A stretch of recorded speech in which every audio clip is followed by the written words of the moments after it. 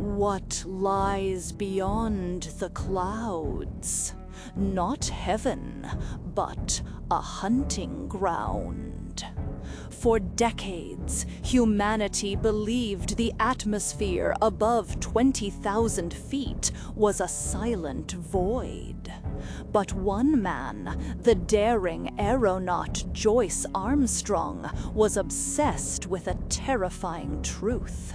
The upper atmosphere is a jungle of the air, a dangerous ecosystem ruled by unseen, monstrous predators. The world dismissed his theory as madness, but the recovered Joyce-Armstrong fragment found next to the wreckage of his plane confirms that he found the truth. And in his final moments, he realized he was the prey. The narrative is constructed from the Joyce-Armstrong fragment, a chilling document that, despite its fantastic claims, is validated by the tragic events that followed, including the deaths of Lieutenant Myrtle and Mr. Hay Connor, two other aeronauts. The document, a blood-stained notebook, belongs to the audacious pilot, Joyce-Armstrong. Joyce-Armstrong was a man consumed by a singular, dangerous idea. That the atmosphere above 20,000 feet was not empty space, but a vast, untamed air jungle, teeming with dangerous, undiscovered creatures. He was determined to prove his theory and set the record for altitude. For his mission, he relied on his custom-built Paul Verona monoplane, powered by a potent Robor engine. He prepared meticulously, taking an unusual piece of equipment for an altitude record attempt: a heavy hunting rifle loaded with buckshot. He knew that if his theory was correct, he would need more than just courage. His ascent was a brutal, determined struggle against the forces of nature. During the climb, he fought through dense, turbulent clouds. At 19,000 feet, he narrowly escaped a monstrous whirlpool of wind, losing nearly 1,000 feet of altitude in a terrifying, uncontrolled drop. His machine and his nerves were pushed to the absolute breaking point. Joyce-Armstrong finally pushed the plane to its mechanical limit, reaching 41,300 feet.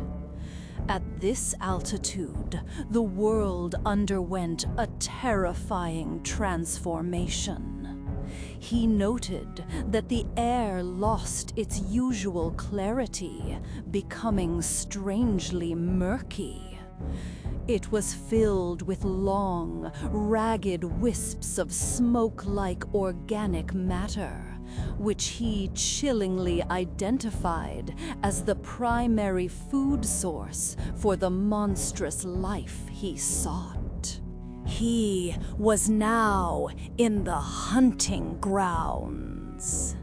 He began to witness the fauna of the heights, recording his observations with a chilling detachment that betrayed his scientific training. The first were aerial jellyfish. These creatures were purely ethereal, bell-shaped entities, vast in scale, larger than the dome of St. Paul's Cathedral. They pulsed gently with soft colors of pink and green, trailing long, translucent tentacles that drifted harmlessly in the high-altitude winds.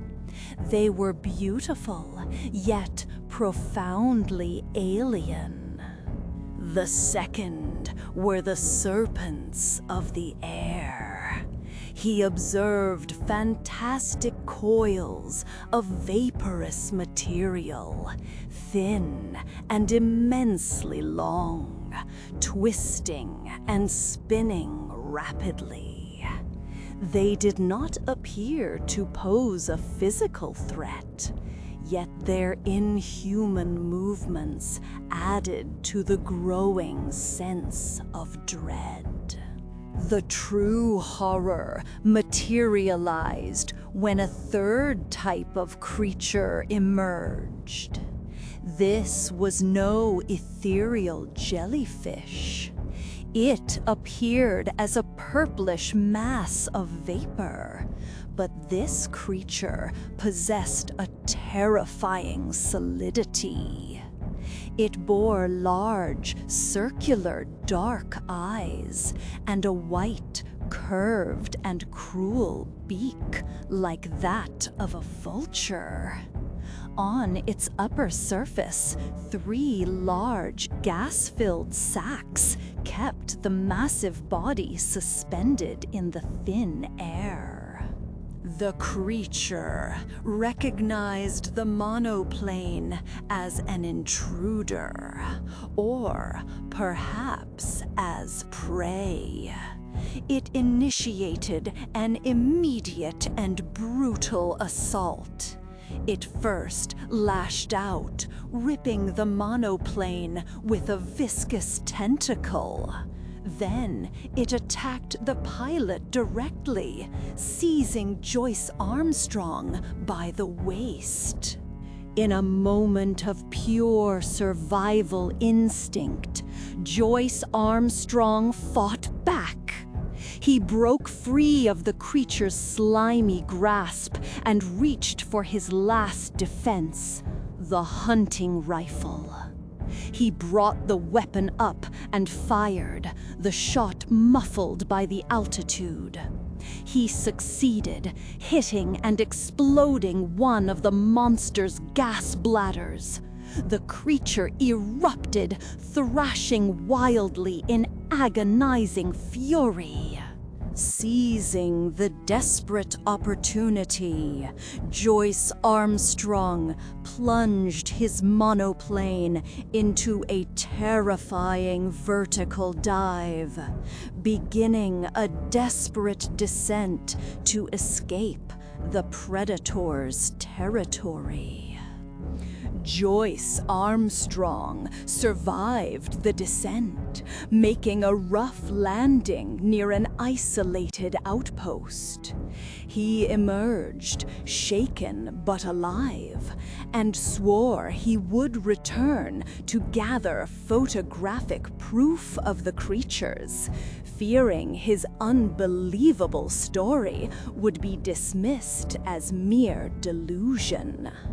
The recovered fragment ends with a single, last page, hastily scribbled in pencil, its words a final, chilling testament to the truth of the air jungle.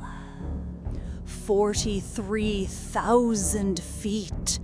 I shall never see the earth again. They are below me, 3 of them. God help me. It is a horrible death to die.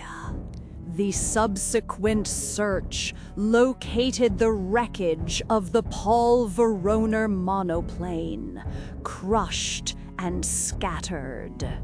The evidence strongly suggested that Joyce-Armstrong had been reached and devoured by the horrifying creatures he had sworn to expose. What if the air around us is not merely atmosphere, but a vast, unseen ocean teeming with unimaginable life? Did Joyce-Armstrong's reckless ambition simply lead him to cross an ecological border, where he ceased being the hunter and became part of the food chain? The documented deaths suggest he was right. But what if these air predators are still out there, just waiting for the next plane to stray too high into their silent, terrifying domain? Leave your thoughts on the air jungle below.